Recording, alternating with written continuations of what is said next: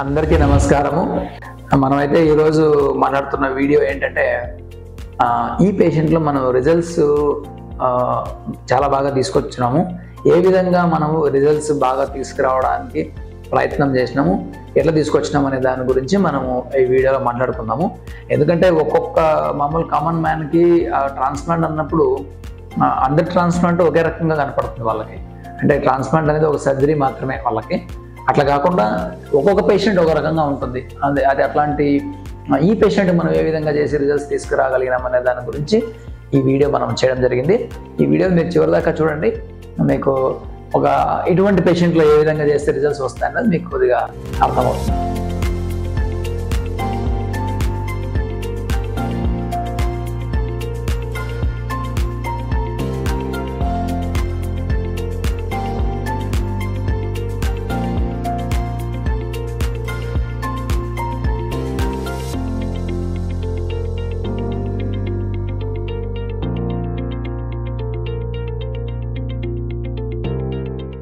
యూజువల్గా ఏంటంటే కామన్ మ్యాన్కి చాలా మంది పేషెంట్లకు కావచ్చు, వాళ్ళకి ఏంటంటే ట్రాన్స్ప్లాంట్ అన్నప్పుడు ఎక్కడో మా కజిన్ చేసుకున్నాడు, ఫ్రెండ్ చేసుకున్నాడు, నాకు చేయండి అని వాళ్ళకు ఎవరు చేసినా ఒకటే, ఎక్కడ చేసుకున్నా ఒకటే అనే ఫీలింగ్ ఉంటుంది. అంటే ఈచ్ పేషెంట్ ఈచ్ సర్జరీ అంటే ఎవ్రీ సర్జరీ ఏ ట్రాన్స్ప్లాంట్ అయినా ఒకటేలాగా కనపడుతుంది వాళ్ళకి.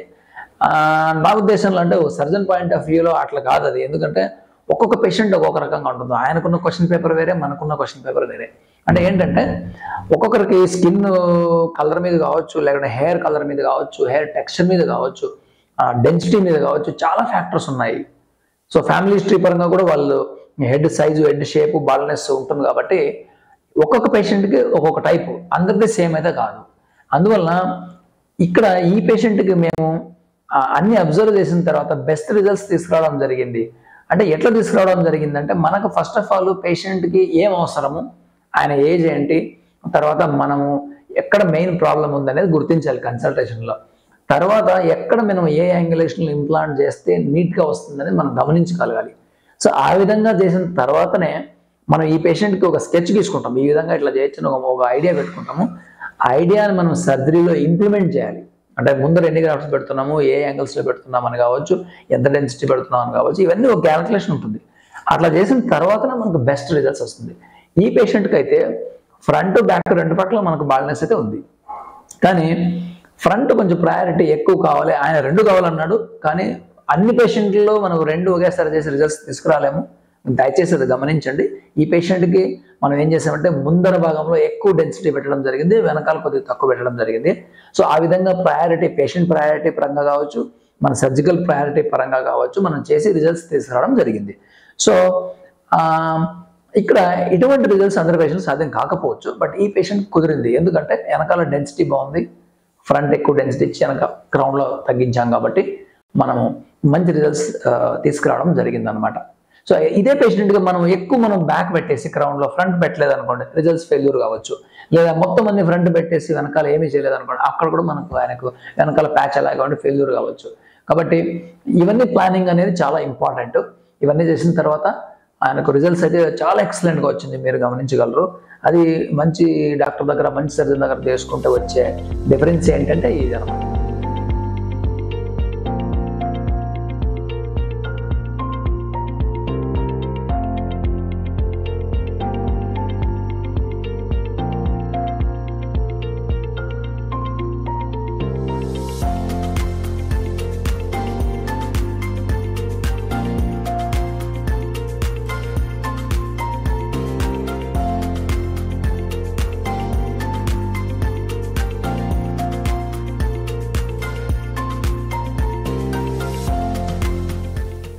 కన్క్లూజన్ ఏంటంటే ఎవరైనా ట్రాన్స్ప్లాంట్ చేయొచ్చు కదా, ఎక్కడైనా చేయొచ్చు కదా, ఎవరికైనా ఒకటే అనుకుంటే పొరపాటు. ఎందుకంటే ఇది ఎలాంటిదంటే సపోజ్ ఒక ఆర్టిస్ట్ మీ బొమ్మ గీసాడు అనుకోండి, ఇంకొకరు బొమ్మ గీయాలంటే మళ్ళీ ఆయన కష్టపడాలి. అది అలాంటిదే, ఏ ట్రాన్స్ప్లాంట్ కూడా అలాంటిదే. ఒక సర్జరీ చేసినాం కదా అని చెప్పేసి ఇంకో సర్జరీ సేమ్ ఉండదు. మనం ఒక ఆపరేషన్ చేసినాం కదా అని ఇంకోటి సేమ్ ఉండదు. ఆల్మోస్ట్ ఒక 8,000 సర్జరీస్ చేసిన తర్వాత కూడా నేను ఈ మాట చెప్తున్నానంటే ఈచ్ పేషెంట్ డిఫరెంట్, వాళ్ళ క్వశ్చన్ పేపరే వేరే ఉంటుంది. కాబట్టి మనము ఆ పేషెంట్ చూసిన తర్వాత ఆయనకి ఇంపార్టెంట్ పాయింట్ ఏంటి, ఎక్స్పెక్టేషన్స్ ఏంటి, మన సైడ్ నుంచి మనము కరెక్ట్గా ఆ పాయింట్ ఆయనకున్న ప్రాబ్లమ్ని ఫిక్స్ చేయగలమా లేదా అనే దాని మీద ఫస్ట్ మనం కన్సల్టేషన్లో మాట్లాడుకున్న తర్వాత సర్జరీలో దాన్ని మనం ఇంప్లిమెంట్ చేయాలి.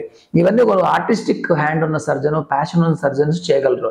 లేకపోతే ఊరికే టైంపాస్ చేసేటతో ఇది అవ్వకపోవచ్చు. అందువల్ల మీ ట్రాన్స్ప్లాంట్ కాస్ట్ గురించి తెలుసుకునే ముందు కానీ, మిగతా విషయాలు తెలుసుకునే ముందు కానీ, మీకు అసలు ట్రాన్స్ప్లాంటేషన్ అవసరమా, ఒకవేళ చేసుకోగలిగితే ఏ విధంగా చేసుకోగలగాలి అనే దాని మీద మీరు సర్జన్తో, మీ డాక్టర్తో కూర్చొని డిస్కస్ చేసిన తర్వాతనే ట్రాన్స్ప్లాంటేషన్ ఛాయిస్కి వెళ్ళడం మంచిదని నా ఉద్దేశం. Thanks for watching our videos.